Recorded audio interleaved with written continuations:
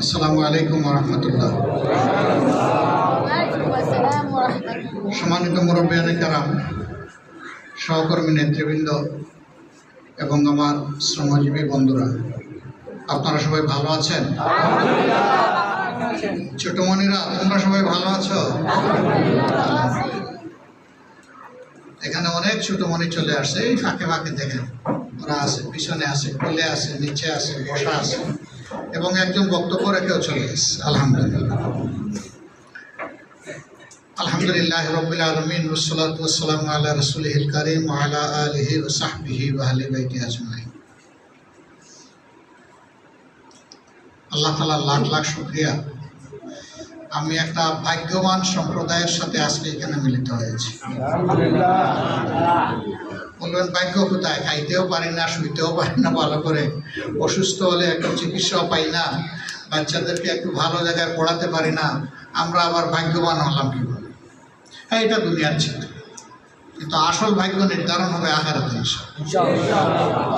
আল্লাহর হাবিব বলেছেন, একজন সৎ শ্রমিক, শ্রমজীবী মানুষ, গরিব মানুষ একজন সম্পদশালীর চাইতে 500 বছর আগে আল্লাহর জান্নাতে ঢুকবে। আমাদেরকে ফেলে যাবেন না, সাথে নিয়ে নেন। রাসূল পাক সাল্লাল্লাহু আলাইহি ওয়াসাল্লাম সুসংবাদ দিয়ে বলেছেন, যে তার শ্রমের বিনিময়ে হালাল অর্থ রোজগার করে এবং আল্লাহকে ভয় করে চলে, হাসরের দিন আমি আর সে এইভাবে থাকবো, দুই আঙ্গুলকে এরকম করে। আপনারা ভাগ্যবান নাকি? আরবিতে একটা কথা আছে, আল-কাসিমু হাবিবুল্লাহ, যারা শ্রম বিনিয়োগ করে তারা আল্লাহর বন্ধু। আমার ফিলিংসটা এই জায়গায়, 3 শ্রেণীর মানুষকে সমাজে অন্যভাবে আমি অন্তরে ধারণ করি। এক শ্রেণী হলো শিশু, যাদের এখনো গুনাহগাতা করার বয়স হয়নি।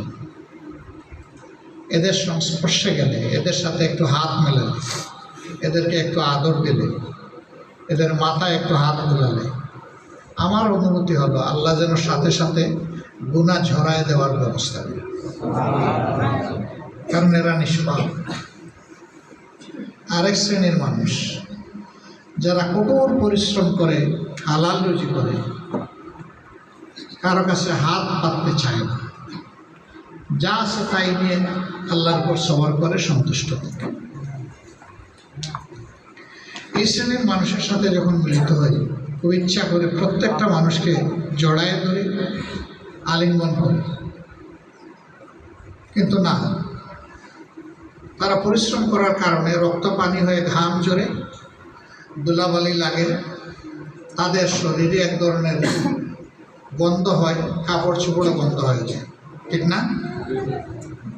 আমার কাছে এগুলা গন্ধ মনে হয় না, যেহেতু এটা হালাল রিজিকের ঘাম, আমার কাছে আতর মনে হয়, আতর।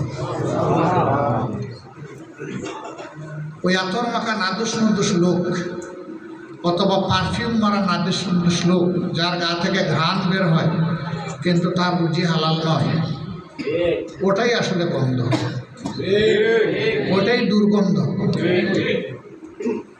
কিন্তু আমাদের দুর্ভাগ্য, যাদের কপালে আমাদের চুমু দেওয়ার কথা, মাঝে মাঝে 10-20 টাকার ব্যবধানের জন্য আমরা তাদেরকে শারীরিকভাবে হাত তুলতে ভুল করি না। এই কাজ যারা করবেন তারা নিঃসন্দেহে কোনো ভালো মানুষ না, এবং আমি বলবো কোনো মানুষই না। আমি 2010 সাল থেকে ঢাকায়, এর আগে আমার কর্মক্ষেত্র সিলেটে ছিল। ছোটো একটা গাড়ি নিজে ড্রাইভ করতাম, 12 বছর আমি ড্রাইভার ছিলাম। তা আমি গাড়ি ড্রাইভ করে যাচ্ছি, কোনো সময় দেখতাম রাস্তায়, এ গল্প বহু জায়গায় বলেছি, একজন মানুষ দাঁড়িয়ে আছে পাশে একটা রিক্সা, তার গায়ের কাপড় চোপড় দেখে বুঝেই যাচ্ছে তিনি একজন রিক্সা চালক। আরেকজন টিপটপ চেহারার মানুষ, ফিনফিনা কাপড়, তিনি তাকে গালিগালাজ করছেন, তার কলার ধরে ঝাঁকুনি দিচ্ছেন, চান্স পাইলে গালে একটা চড় বসাই দিয়েছে। আমি গাড়ির দরজা খুলে নামিয়ে গিয়ে বলতাম, মারেন তো আমাকে, পারবেন? বলতো আপনি কে? আমি যেই হই, মারেন নাই, আপনার গায়ে যেন এত শক্তি, আমার একটু মারেন। ও কি অপরাধ করেছে ওরা যে এরকম করতেছে? হয়েছে ও বেটা 10 টাকার জায়গায় 20 টাকা বাড়াচ্ছিস। আমি আচ্ছা মানলাম এটা একটা অপরাধ। সে কি আপনার পকেটে হাত ঢুকেছিল? কয় না। ছুরি ধরেছিল? কয় তাও না। রিভলভার ওপেন করে বলেছিল যে দেন হইলে শুট করে দেবো? কয় না, তাও করে না। আমি বললাম যদি ওই রকম একজন আসতেন কি করতেন? বাপ বাপ দেখে ওর হাতে সব তুলে দিতেন, দিতেন না? তখন আর কিছু বলেন। আমি দিতেন, অবশ্যই দিতেন। সে তো এটা করে নাই আপনার সাথে। পেটের ক্ষুধার জ্বালায়, বাচ্চাদের মুখে দুমুঠো ভাত তুলে দেওয়ার আশায়, তার বৃদ্ধ মায়ের জন্য ঔষধ কেনার আশায় হয়তো 10 টাকার জায়গায় আপনার কাছে 20 টাকা চাইছে। আপনি দিবেন না, একটু মানবিক আচরণ করেন, তাকে বুঝে বলেন যে ভাই এটাই তোমার ভাড়া, এর চেয়ে বেশি তোমাকে দেওয়ার আমার সামর্থ্য নেই, ভাই এখন নেই, আমি চাইলেও পারবো না। তাইলে লোকটা তো আর আপনাকে কুস্তি লাগাবে না আপনার সাথে, সে সবর করে চলে যাবে যে একটু আশা করেছিলাম, আচ্ছা পাই নাই, ঠিক আছে। আপনি এইরকম করতে গেলেন, আমি দুঃখিত, আপনি আমাকে ক্ষমা করেন। আমি আপনাকে কেন ক্ষমা করব? আপনি যার কাছে অপরাধ করেছেন ক্ষমাটা তার কাছে চান।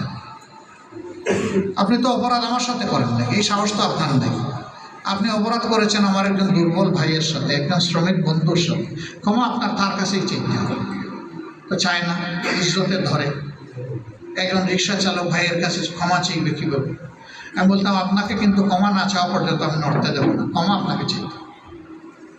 আপনি যে অপরাধ করেছেন আপনাকে ক্ষমা চাইতে। কেন? আপনি হাত তুলেছেন।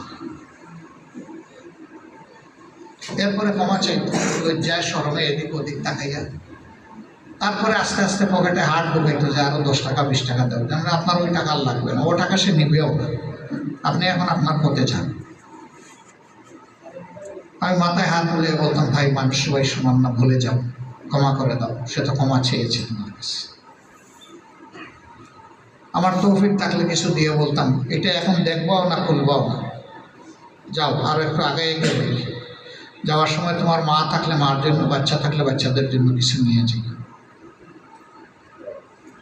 আমি কি ফকির হয়ে গিয়েছি এটা করার কারণে? আমার আল্লাহ আমাকে সম্মানিত করেন নাই? আমার আল্লাহ আমাকে ভালো রাখেন নাই? কিন্তু যে লোকটা ওটা করেছে সে কি রাজা হয়ে গেছে বাংলাদেশে? হয় নাই। আল্লাহ তাআলা দিয়ে ধরুন চায় মন কেড়ে নিতে কতক্ষণ। সকালবেলার রাজা সেজে ফকির সন্ধ্যাবেলা, সেই আল্লাহ কুন ফায়াকুনের মালিক। আমি জানি আপনাদের জীবন বড় কষ্টের।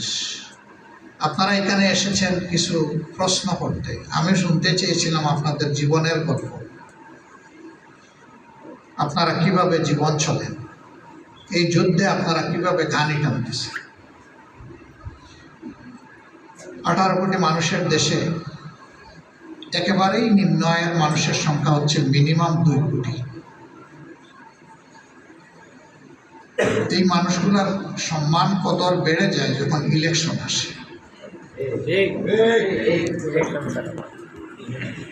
যারা এর আগে কোনোদিন একটু সম্মান করে নাই, ভালোবাসে নাই,